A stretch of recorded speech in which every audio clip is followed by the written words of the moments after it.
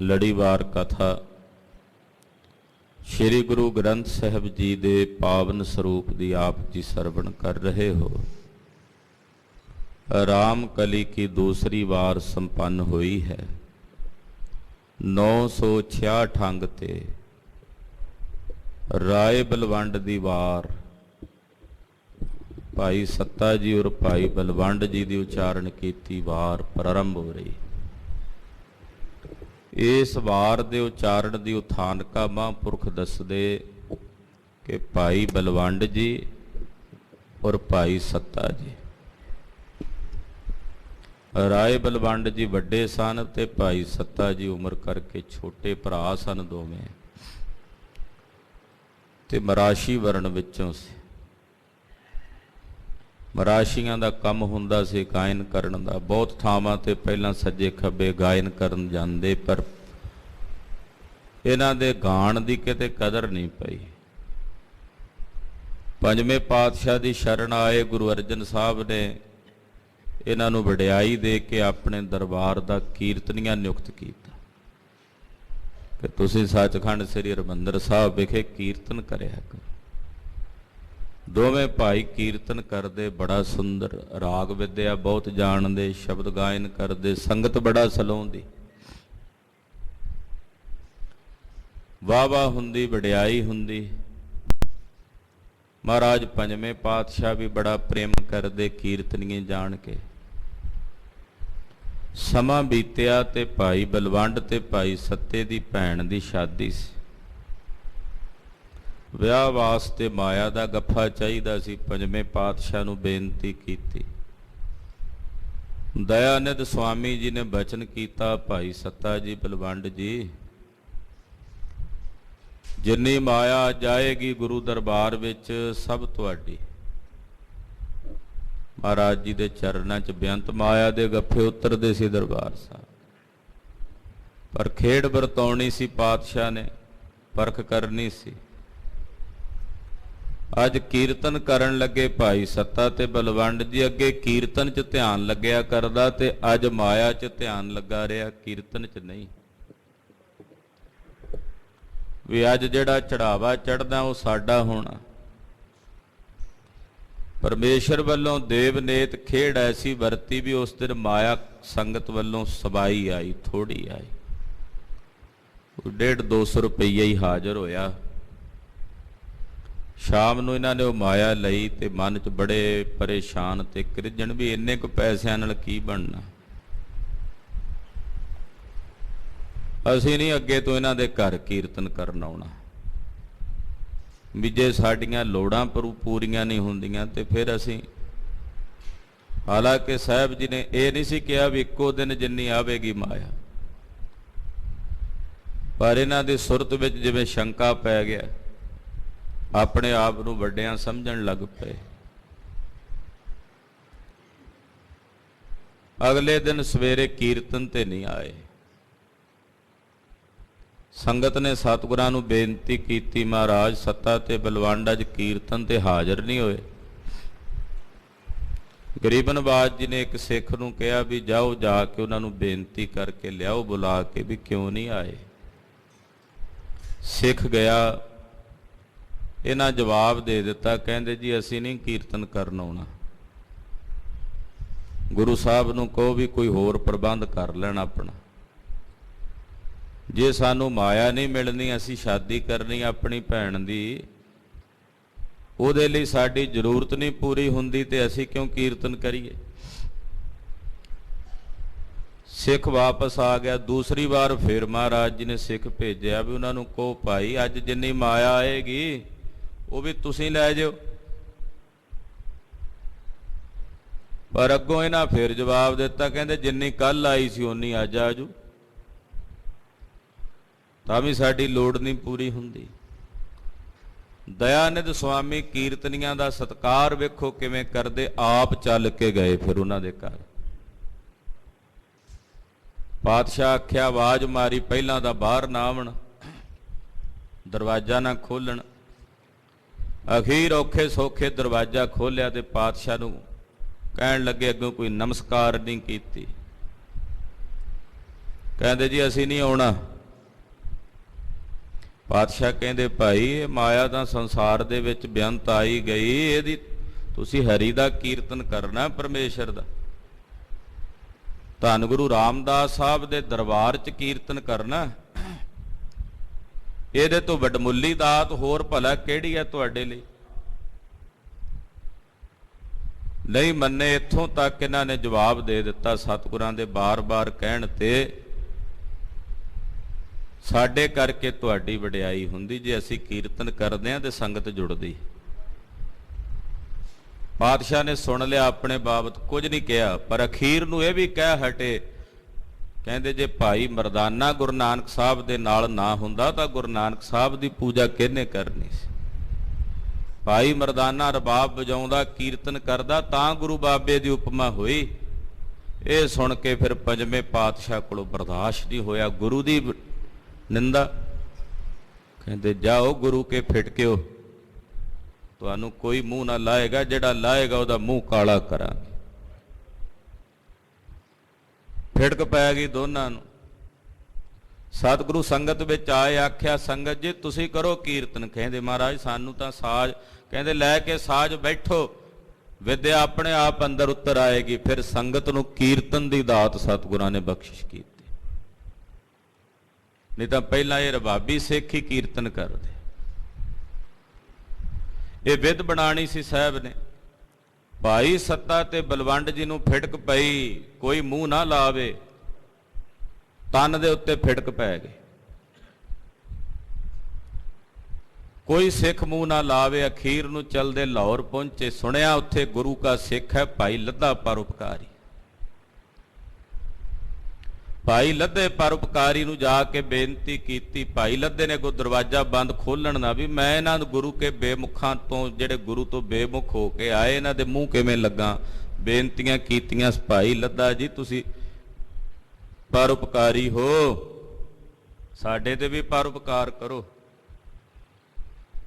ਕਹਿੰਦੇ ਉਸ ਵਕਤ ਫਿਰ ਭਾਈ ਲੱਧਾ ਜੀ ਨੇ ਦਰਵਾਜ਼ਾ ਖੋਲਿਆ। ਕਹਿੰਦੇ ਤੁਸੀਂ ਗੁਰੂ ਕੇ ਫਿਟਕੇ ਹੋ, ਪਰ ਹੁਣ ਸ਼ਰਨ ਆਏ ਹੋ। ਕਹਿੰਦੇ ਚੱਲੇ ਲਾਹੌਰ ਤੋਂ ਹੀ, ਬੜੀ ਪੂਜਾ ਸੀ ਭਾਈ ਲੱਧਾ ਜੀ ਦਾ, ਬੜਾ ਸਨਮਾਨ। ਮੂੰਹ ਕਾਲਾ ਕਰਕੇ ਗਧੇ ਤੇ ਸਵਾਰ ਹੋ ਕੇ ਸ੍ਰੀ ਅੰਮ੍ਰਿਤਸਰ ਸਾਹਿਬ ਦੇ ਸਾਰੇ ਬਾਜ਼ਾਰਾਂ 'ਚ ਵਿਚਰ ਕੇ ਨਾ, ਫਿਰ ਦੋਨਾਂ ਨੂੰ ਲੈ ਕੇ ਮਹਾਰਾਜ ਜੀ ਦੀ ਸ਼ਰਨ ਆਏ। ਪੰਜਵੇਂ ਪਾਤਸ਼ਾਹ ਕਹਿੰਦੇ ਆਓ ਭਾਈ ਲੱਧਾ ਪਰਉਪਕਾਰੀ ਜੀ, ਮਹਾਰਾਜ ਤੁਹਾਡਾ ਬਚਨ ਮੈਂ ਪਾਲ ਲਿਆ, ਕਿਰਪਾ ਕਰੋ ਇਹ ਤੁਹਾਡੀ ਸ਼ਰਨ 'ਚ ਨੇ, ਇਹਨਾਂ ਨੂੰ ਬਖਸ਼ ਲਓ। ਗੁਰਦੇਵ ਨੇ ਬਚਨ ਕੀਤਾ, ਜਿਸ ਮੂੰਹ ਨਾਲ ਨਿੰਦਾ ਕੀਤੀ ਉਸੇ ਨਾਲ ਵਡਿਆਈ ਕਰਨ, ਫਿਟਕ ਠੀਕ ਹੋ ਜੂ। ਉਸ ਵੇਲੇ ਭਾਈ ਬਲਵੰਡ ਜੀ ਔਰ ਭਾਈ ਸੱਤਾ ਜੀ ਨੇ ਇਹ ਵਾਰ ਉਚਾਰਨ ਕੀਤੀ ਤੇ ਗੁਰਦੇਵ ਨੂੰ ਇੰਨੀ ਪਿਆਰੀ ਲੱਗੀ, ਮਹਾਰਾਜ ਜੀ ਨੇ ਗੁਰੂ ਗ੍ਰੰਥ ਸਾਹਿਬ 'ਚ ਦਰਜ ਕੀਤੀ। ਆਓ ਸਰਵਣ ਕਰੀਏ। ਗੁਰੂ ਚਰਨਾਂ ਵਿੱਚ ਆਪਣੀਆਂ ਹਾਜ਼ਰੀਆਂ ਲਵਾਉਂਦਿਆਂ ਰਸਨਾ ਨੂੰ ਪਵਿੱਤਰ ਕਰਦਿਆਂ ਆਖੋ ਜੀ ਸਤਿਨਾਮ ਸ੍ਰੀ ਵਾਹਿਗੁਰੂ ਸਾਹਿਬ ਜੀ। ਰਾਮ ਕਲੀ ਕੀ ਵਾਰ ਰਾਏ ਬਲਵੰਡ ਤਥਾ ਸਤੈ ਡੂਮ ਆਖੇ, ਇਕ ਓੰਕਾਰ ਸਤਿਗੁਰ ਪ੍ਰਸਾਦ। ਰਾਮ ਕਲੀ ਕੀ ਵਾਰ ਹੈ। ਰਾਏ ਜੀ ਬਲਵੰਡ, ਰਾਏ ਸ਼੍ਰੋਮਣੀ ਰੂਪ ਵਿੱਚ ਵੱਡੇ ਬਲਵੰਡ ਜੀ ਤਥਾ ਉਹਨਾਂ ਦੇ ਭਰਾ ਭਾਈ ਸੱਤਾ ਡੂਮ ਮਰਾਸ਼ੀ ਜੀ, ਡੂਮ ਨਾਮ ਮਰਾਸ਼ੀ ਦਾ ਹੈ। ਉਹਨਾਂ ਨੇ ਆਖੀ ਹੈ ਇਹ ਵਾਰ, ਇਹ ਵਾਰ ਉਹਨਾਂ ਨੇ ਉਚਾਰਨ ਕੀਤੀ, ਭਾਈ ਬਲਵੰਡ ਜੀ ਔਰ ਭਾਈ ਸੱਤਾ ਜੀ ਨੇ।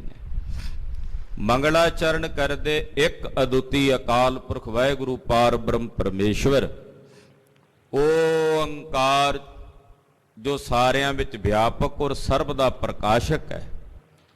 ਸਤ ਤਰਈ ਕਾਲ ਸਤ ਹੈ, ਗੁਰ ਚੇਤਨ ਹੈ, ਪ੍ਰਸਾਦ ਆਨੰਦ ਸਰੂਪ ਹੈ।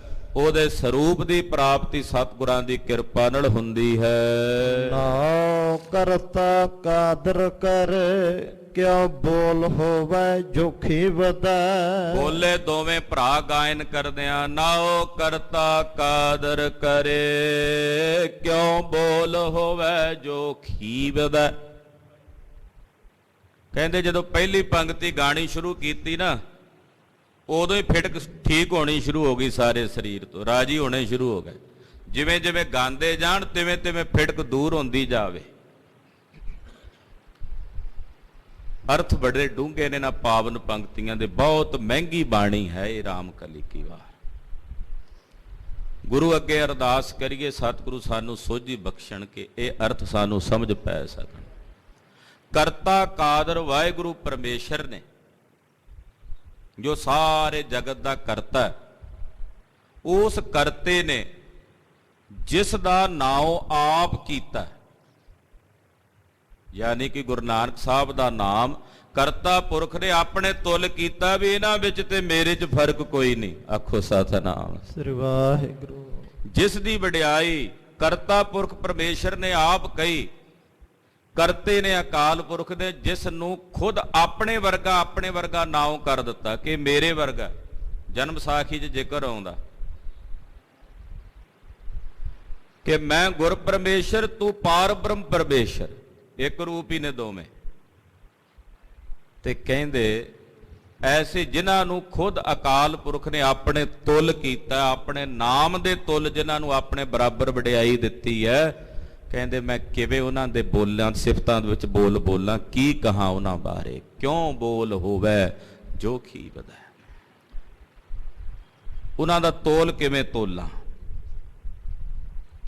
ਕਿਵੇਂ ਕਹਾਂ ਵੀ ਉਹ ਕਿੰਨੇ ਕੁ ਵੱਡੇ ਹੈ, ਜਿਹੜੇ ਖੁਦ ਆਪ ਜਿਨ੍ਹਾਂ ਨੂੰ ਖੁਦ ਪਰਮੇਸ਼ਰ ਨੇ ਆਪ ਵਡਿਆਈ ਦਿੱਤੀ ਹੋਵੇ, ਆਪਣੇ ਨਾਮ ਦੇ ਤੁਲ, ਆਪਣੇ ਨਾਮ ਦੇ ਸਦ੍ਰਿਸ਼ ਜਿਨ੍ਹਾਂ ਦੀ ਵੱਡੀ ਵਡਿਆਈ ਪ੍ਰਗਟ ਕੀਤੀ ਹੋਵੇ।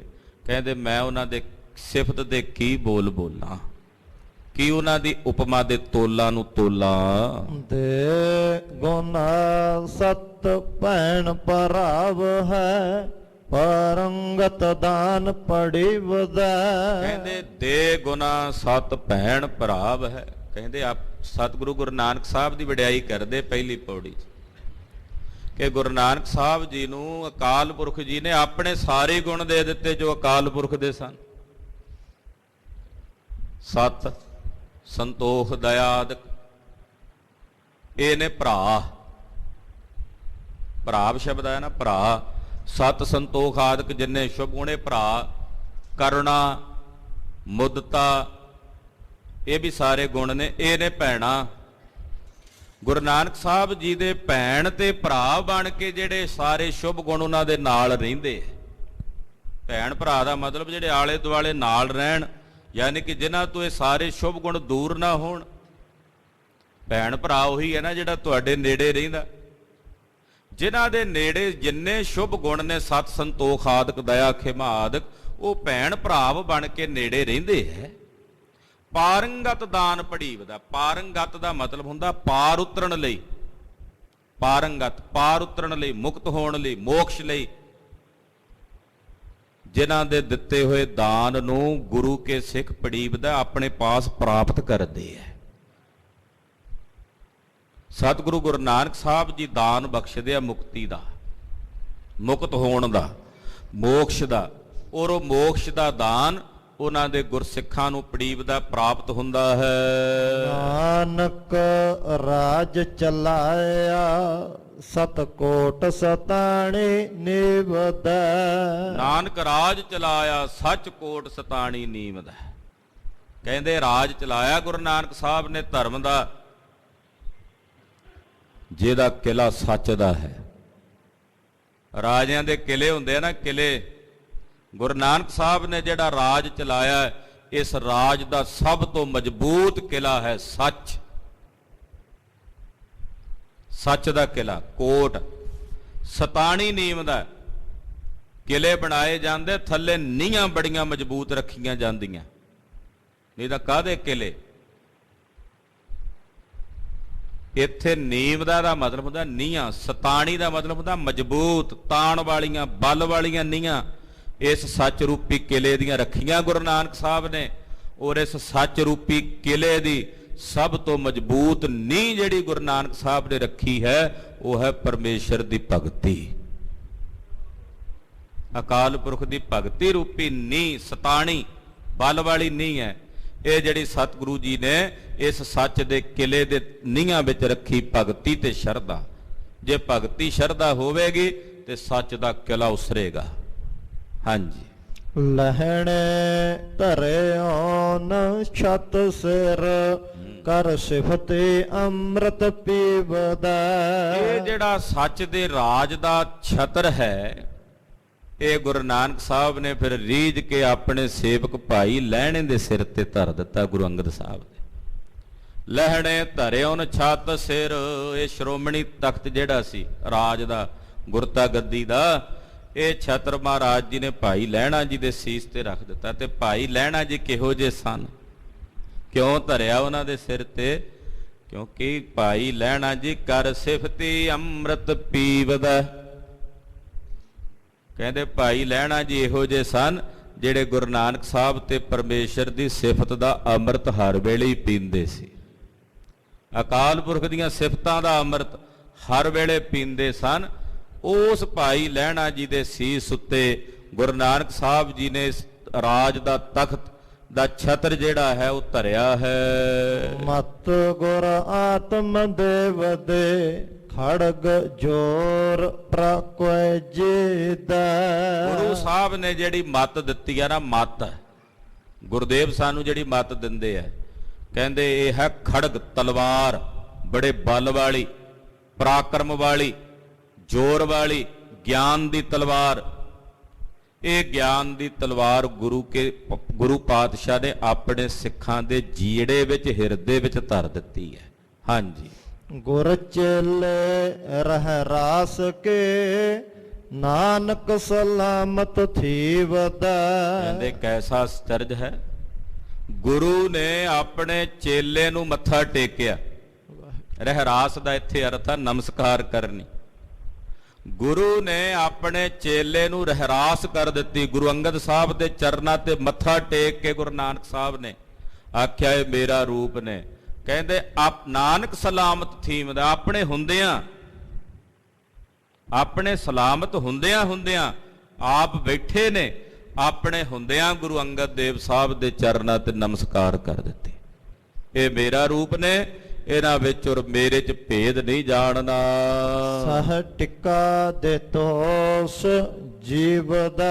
ਕਹਿੰਦੇ ਗੁਰਿਆਈ ਦਾ ਤਿਲਕ ਆਪਣੇ ਜੀਵਦਿਆਂ ਜੀ ਉਹ ਗੁਰੂ ਅੰਗਦ ਦੇਵ ਸਾਹਿਬ ਜੀ ਦੇ ਮੱਥੇ ਤੇ ਦਿੱਤਾ। ਆ ਕੋਈ ਦਿਨ ਪਹਿਲਾਂ ਆਪਾਂ ਸਤਿਗੁਰੂ ਗੁਰੂ ਅੰਗਦ ਸਾਹਿਬ ਜੀ ਦਾ ਗੁਰਿਆਈ ਪੁਰਬ ਮਨਾ ਕੇ ਹਟੇ। ਆਪਣੇ ਜੀਵਦਿਆਂ, ਆਪਣੇ ਹੁੰਦਿਆਂ, ਕਿ ਕੱਲ ਨੂੰ ਕੋਈ ਦਾਅਵੇਦਾਰ ਨਾ ਹੋਵੇ, ਇਤਰਾਜ਼ਬਾਜ਼ੀ ਨਾ ਕਰੇ। ਆਪਣੇ ਹੁੰਦਿਆਂ ਹੀ ਮਹਾਰਾਜ ਸੱਚੇ ਪਾਤਸ਼ਾਹ ਜੀ ਨੇ ਗੁਰਿਆਈ ਦਾ ਤਿਲਕ, ਗੁਰਿਆਈ ਦਾ ਟਿੱਕਾ ਉਹ ਗੁਰੂ ਅੰਗਦ ਦੇਵ ਸਾਹਿਬ ਜੀ ਨੂੰ ਬਖਸ਼ਿਸ਼ ਕੀਤਾ।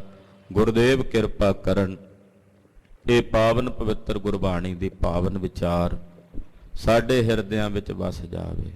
ਵਾਹਿਗੁਰੂ ਵਾਹਿਗੁਰੂ ਵਾਹਿਗੁਰੂ ਵਾਹਿਗੁਰੂ।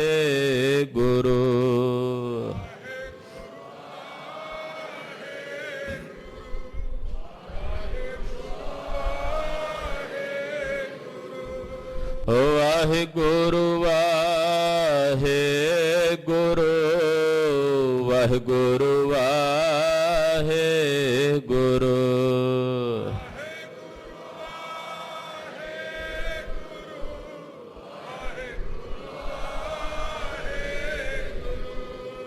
ਵਾਹਿਗੁਰੂ ਵਾਹਿਗੁਰੂ ਵਾਹਿਗੁਰੂ ਵਾਹਿਗੁਰੂ।